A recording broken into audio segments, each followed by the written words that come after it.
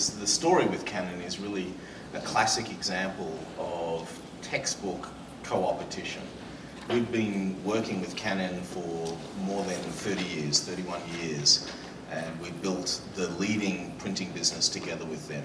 And this is a relationship that has enjoyed some fantastic times. It's gone through some pretty hard times together, as you can imagine, over the course of 30 years.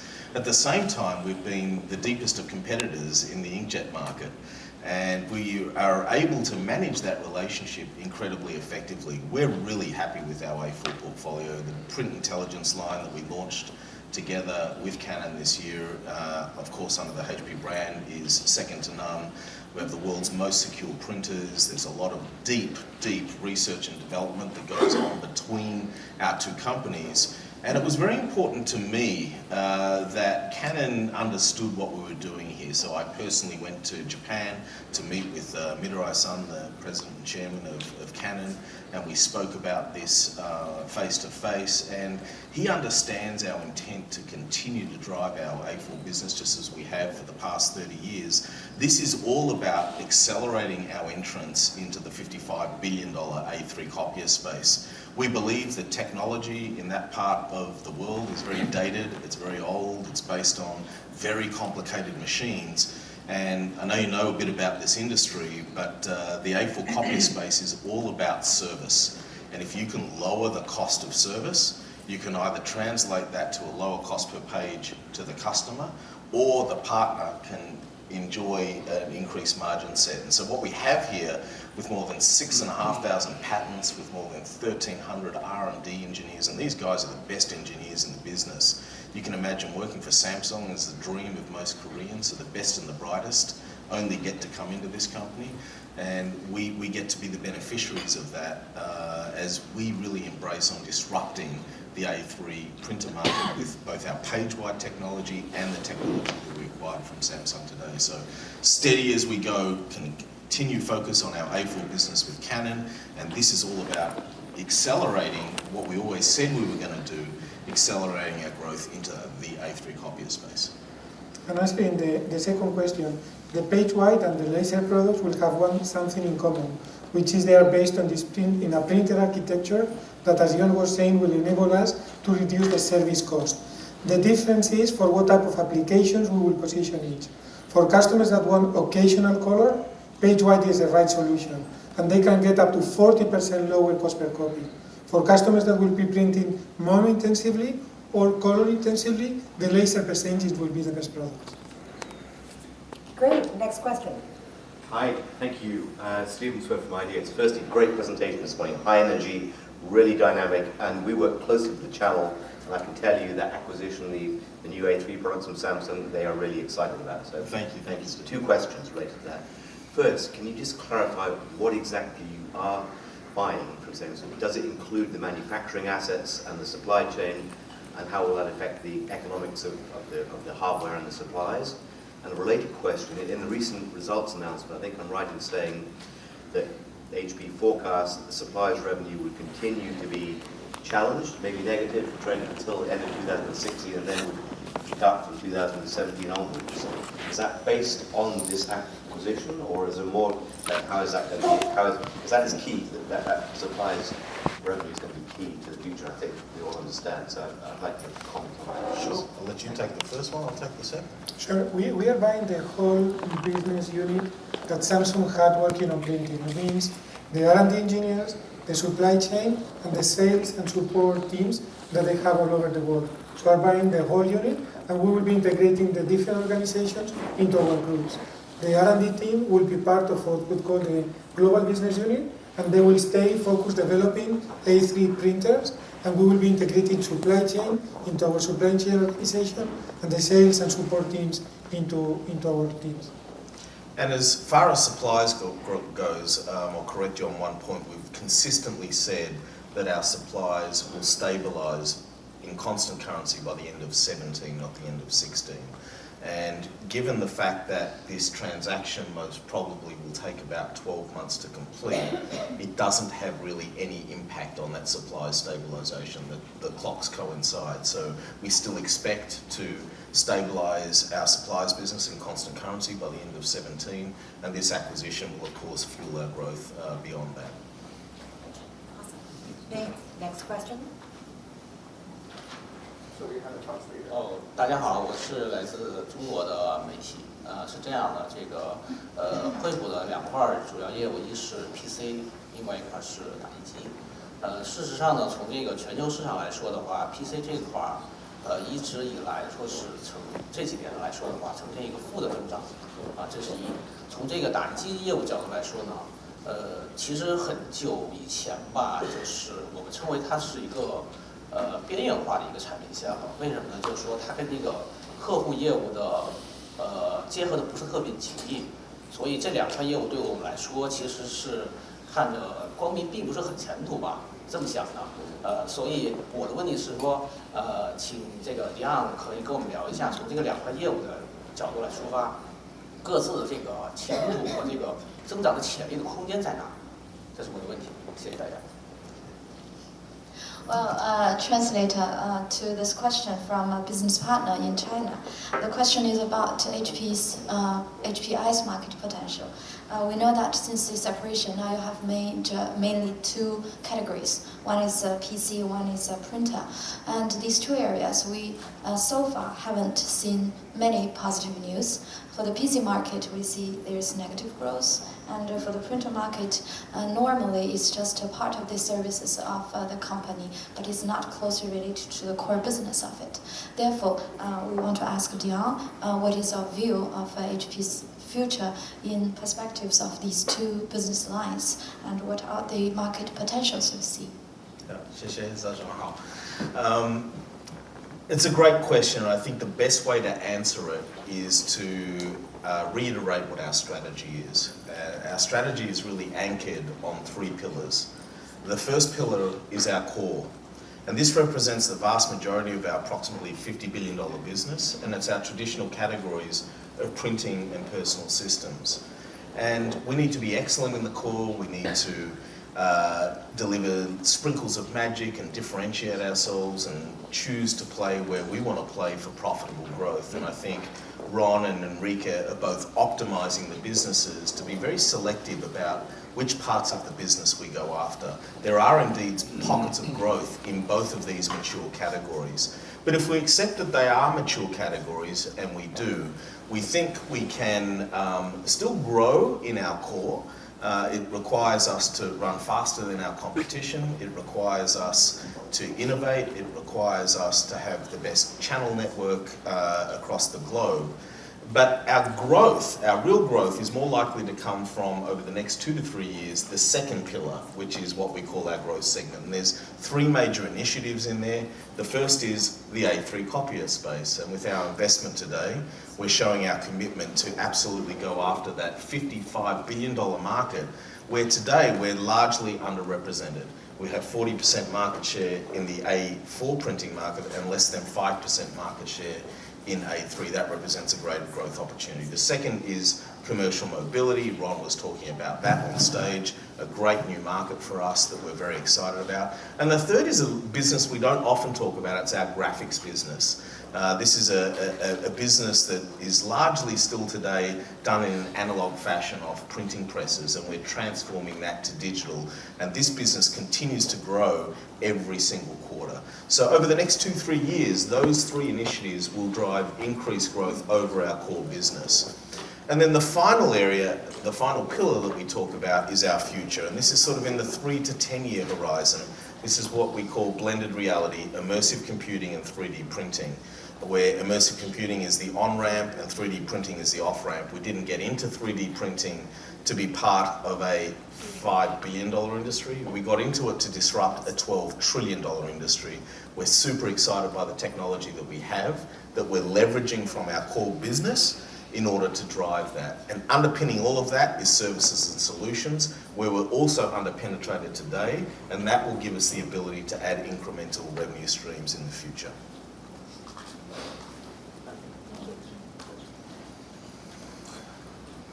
I'm also a tech media from China, but I'll ask you in Dion for in Chinese. 很多科技公司呢都有自己的实验室或者是研究院，这是科技巨头们对于未来的投入和预判。我们也看到越来越多的品牌会把新的技术在近年来应用到一些消费产品当中，然后带到公众面前，比如说人工智能 AI and VR。And also，无人机、无人驾驶等酷炫的科技产品和技术。我们知道惠普也有自己的研究院，或者说是实验室。不知道Dion能不能给我们多介绍一点关于惠普研究院的情况？还有拆分后惠普研究院是一个怎样的安排？谢谢 ，Thank you。I'm from Ping West in China, and this is a major media on the very cool things. So this is a question about... You come to the right place. So now I have a question about the cool technologies that you are going to deliver further to the market. We know most high-tech companies have their research labs or the research institutions where they introduce to the consumer market the latest and coolest technologies that can be used in daily lives, like AI, VR, drones, self-driving. So we want to know what HP Lab is going to introduce to this market. And also we know that there is a split. So after the split, is HP Lab also split into HPI, HP, or who does it belong to now, and what does it produce? Great, thank you. I feel like I am living back in Beijing again. I need to brush up on my Chinese. I'm only understanding 50%. I would have answered that wrong. Let me just say that during the split, HP Labs was split in two as well. So there were many projects within inside HP Labs, and we sort of kind of went project by project, and we said, you know, the projects might be benefiting across the entire business, but they tended to have a leaning towards one business or another. And so we then segregated those teams according to where they logically would fit with the new organizations. And where we had sort of common work being done in HP Labs, security is a good example. We took some resources and Hewlett-Packard Enterprise took some resources. Now I could tell you what's going on in HP Labs, but I'd have to kill you, and I wouldn't want to do that. So we're working on many of the things that you're talking about, and Ron, you might sort of talk about some of the work we're doing in VR and gaming. But let me just spend a moment, because Steve Nigro is not up here, talking about some of the work we're doing in HP Labs around 3D printing. The whole differentiated 3D printing offering that we have centers around what we call the mighty HP voxel. And the voxel is the smallest building block of a 3D printed object. It's like what a pixel is to a screen. You put them together, you end up with an object. And you know, we've launched our 3D printers into the market, and we'll be able to create black objects, all sorts of amazing objects. In the future, in the sort of work we're doing in HP Labs, imagine when we have attribute control over the voxel, when we can change the color of the voxel. Voxel could be any color you like. When we can change the rigidity of the voxel, when we can change the translucency of a voxel. Is it solid? Is it see-through? One of the most exciting things is we have the ability to even change the electrical conductivity of the voxel. So imagine parts that you can create where embedded in the part is electrical circuitry.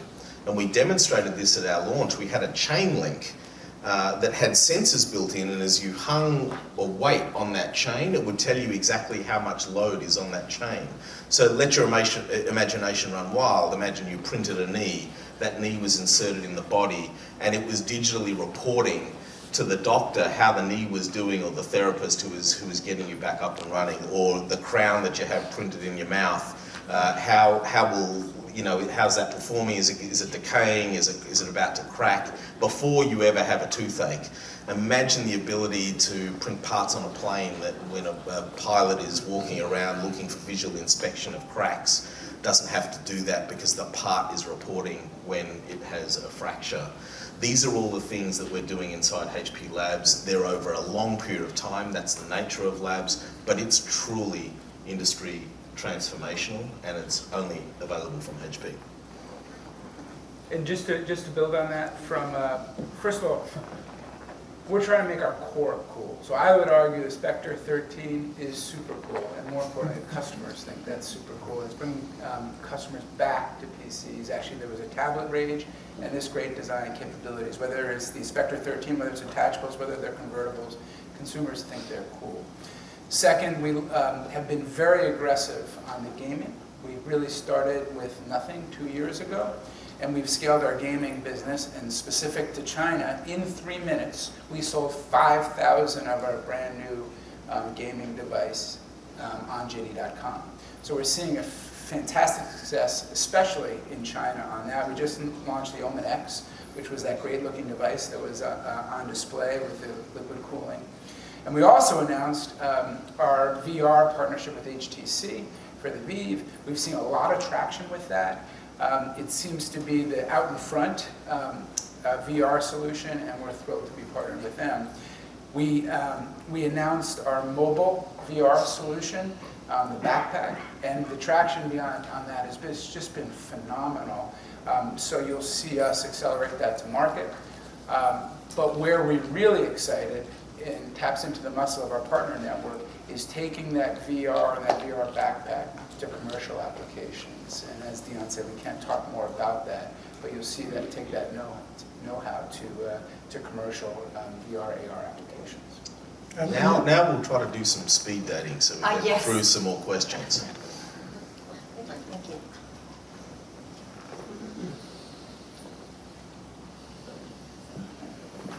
Good afternoon, David Ramos with InfoTrends. Congratulations on your announcement. Thank you. Great event so far. I have 2 questions. The first question is, you clearly sent a message today to the A3 manufacturers and the traditional Tier 1, Tier 2 players.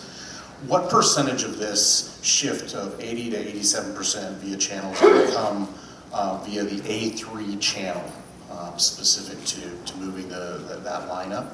My second question is, who's the ideal partner from a channel perspective for the 3D play? Traditionally, that has not been a successful venture for the A3 channel because 70% of their operating income is derived from service operations, and the remaining piece is supplies, and so that hasn't really fit. So how will HP be successful in that space where others have not? Sure. Let's take the first one. I'll take the So the second. first one is, we expect the majority of the sales of the A3 printers to go through the channel. Of those, almost 50% will come from resellers that we already have been working with, that have a presence in the managed print service business, and the rest will have from resellers that today are only selling copier devices. So it's about 50-50 of our channel business. But the shift from 80 to 87% Yes. is not driven by A3. Okay. That's been That's happening happening this anyway. year. That's happening. We declared Right. that at the beginning of the year. Oh, Yeah. so then it'll be even greater in the future. Well, as a percentage, we'll have to kind of recalculate it, but we just take it as this. We're moving more business to the channel. A channel is a more efficient model to take the products and the innovations, the services, solutions out to our customers. Partner-led managed print services is the fastest growing business in our portfolio. And the second question around 3D printing, who's the ideal partner? These partners are being created every day. There are original partners today that sort of specialize in 3D printing, where it takes a certain kind of know-how. They'll be sort of in our community. What you're seeing is some very large systems integrators building practices in 3D printing because they have a deep relationship with Fortune 1000 companies that Or are as a doing... service bureau. Yeah, and they're defining it, and they're figuring out how to transform their manufacturing from analog to digital. So it's I think these big systems integrators are going to become a very important channel in the future as well. Thank you. Enrique, for the record, Aurelio told me last week at dinner, whatever budget you throw at him, he can hit it. He's always sandbagging. Hi guys, Andy Slawetsky, industry analyst. Congratulations on the acquisition. Couple questions. It's no secret you guys have been reselling Sharp copiers, A3 products for a couple years now. My sources say very limited success. You're a struggling printer company. You just bought another struggling printer company. Samsung's had their fair share of challenges trying to get dealers to rethink and move to the Samsung product, in many cases a superior product. What are you going to do to bring these dealers on board? where do you think Samsung may have slipped up where you might be able to get these dealers and resellers on board a product that they've already turned down in many cases, or that they've been selling but not selling as much as their other products? So let me start by saying that we learn from what we do.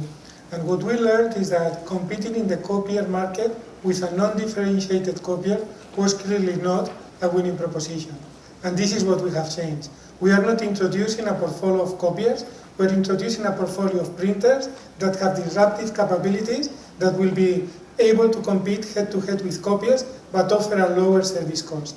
This is why we believe now we have a differentiated value proposition that will help us to win. And how are we going to be working with the resellers? Is really explaining this and showing them how they can either be more aggressive and win more deals by offering lower cost per copy, or make more money offering the same cost per copy they were offering until now. The only thing I would correct is I think our printing business is a phenomenal business. I think it's one of the greatest franchises in the world. We've had a market leadership position for 30 years. We're reinventing ourselves every day. We're reinventing entirely new platforms like PageWide. We're introducing new laserjet printers as we have all year with Jet Intelligence, and we're beginning to see the fruits of our labour. And so I think it's a phenomenal business, throws off a lot of cash. We have great dividends, we have great share repurchases and dividends to our shareholders, and we think it's a fantastic business, only going to make it better. And then the other thing I was going to say is I think it's important to understand, we're not reselling Samsung's printers, multifunction printers. We are combining their innovation with our innovation. And we bring a lot to it, just like we do in our A4 partnership with Canon. And so our products are going to have better security, smart analytics, as well as remote connections, as well as the fact that it's printer technology and not copier technology. Thank you. Great. Thanks. Hey, Crawford. Hey, Crawford Delpret from IDC. Congratulations on the deal. Kathy, for you, a quick question about, you have now a huge footprint in Korea. Is there any uniqueness about if you wanted to move development teams out of Korea? Is there any things we should be thinking about in terms of doing business there? You know, we wouldn't want to move our development team out of Korea, just to be frank. Sure. Samsung is an incredible company that draws the best R&D talent, and we want to take advantage of it. So we're thrilled to have 1,300 R&D engineers joining HP towards the end of 2017. But there's nothing about, even if there was people going in, or just in terms of moving people around development centers, there's nothing unique about it. Okay. And then what we will do is we'll take people from Korean R&D and we'll bring them to our other print sites around the world, and we'll take people from our print sites currently around the world and bring them into Korea, have this sort of innovation, cross-merging of talent. That's I think one of the powerful things that we've done here. But you know, from an A3 perspective, Korea is going to be front and center in our strategy. So just to follow on, so this is clearly an IP deal, and this is clearly a deal that you guys can push through your massive HPI machine from a sales and distribution standpoint. Ron, for you, as you know, been in the industry for a long time around the client space, and the client space it's shifting dramatically in terms of where the IP is developed, who owns the IP, who can differentiate the IP. When I think about HPI as something that can really leverage IP, can you point to areas that you're looking at as potential areas where you guys could capture IP, your own IP, or differentiate it in new ways? Yeah, so there are multiple. So first, talk about the services piece, right? We have a lot of IP already in management services that we're bringing into devices as service. So we'll even have agnostic devices as service capabilities. So we have a lot of IP there. We have a lot of IP in security. I talked about that today. We actually just bought David Laser, which gives us 3D scanning capability to on-ramp to the blended reality component that Dion talked about. And then we're developing IP that takes some of the AR/VR into some of the commercial markets as well. Awesome. Thank you. And we've had IP move from the personal systems group to the printing group. the sure start. Yep. Security is something that we're leveraging across the whole company, but it started in personal systems. Yeah, as a percentage of investment, will software be a larger part of the personal systems space going forward? Software and services. And software. So, you know, we've been investing. It started when he was running the business in the services, but for 3 years. Yeah. And as it grows, we invest. Thanks. Thanks, Rob. So we can get through the rest of you guys, one question please, and guys, we only have 5 minutes left, so let's, More speed dating. rapido, okay. I am Deepak Sahu from Wire India. What kind of market growth you're looking at post-acquisition by bridging the gap? And second question would be... Oh, no, just one question. Just one question. So we do expect that we will build in the A3 copier market with our multifunction printers. We will be able to build our share, you know, over time. But we believe that in that time frame, we'll get a meaningful share. Can I ask the second one? All right, go Go ahead. So HP believes to the #1 channel-friendly company. How you are going to align the wars of Samsung and HP printing partners? How then the branding of the Samsung printers also? So for a period of time, we are going to continue using the Samsung brand. We expect it to be around 2 years, or less than 2 years, and after that we will transition those products into the HP brand. We want to continue doing business with the partners that today are doing business with Samsung, and we will be integrating them into the HP channel programs. But there are a lot of problems with the Samsung printers. And part of the value we will be doing is bringing and addressing the concerns that some of our partners have. These problems happen with the previous technology that Samsung had. They have been doing a lot of work, improving the technology, enhancing the reliability of the engines, and these are the products that we have now into our portfolio. Great, thank you. Next question. Hi, good afternoon. Marlene Orr from BLI. With the Samsung acquisition, how does this affect the software portfolios such as Printer On and all the apps related to printing software? One of the key areas where we have seen Samsung has developed a lot of value during the last years is actually in how they connect their printers to the cloud and the capabilities they have to download applications and to enhance the customer experience. And this is actually something that we plan to take from the Samsung side of the portfolio and bring across the full LaserJet and DeskJet portfolios.